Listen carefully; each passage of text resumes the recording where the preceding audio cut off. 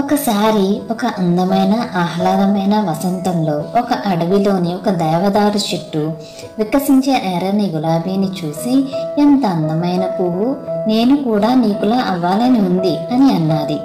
అప్పుడు గులాబీ, నేను అనుకుంటున్నాను, నేనే అన్నిటికంటే అందమైన మొక్కను అని అన్నది.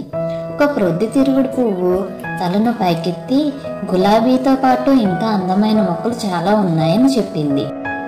అహంకారపు గులాబీ ముళ్లతో కూడిన బ్రహ్మజముడు మొక్కను చూస్తూ, ఏమిటి వికారమైన మొక్క అన్నది.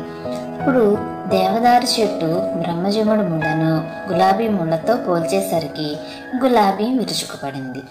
బ్రహ్మజముడు పొరుగున ఉండడానికి గులాబీ ఆవేశంతో రగిలిపోయి, కోపంతో తన వేళ్లను బ్రహ్మజముడు నుండి దూరంగా తరలించడానికి ప్రయత్నించింది. కానీ సాధ్యం కాలేదు. వసంతం గడిచిపోయింది.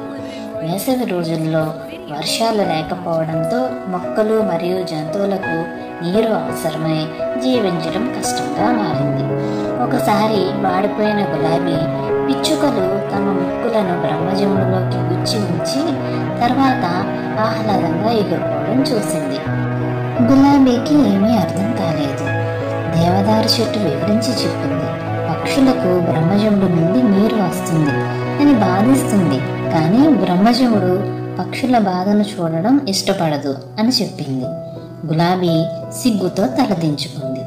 నీతి: రూపాన్ని బట్టి ఎప్పుడూ ఎవరిని అంచనా వేయరాదు.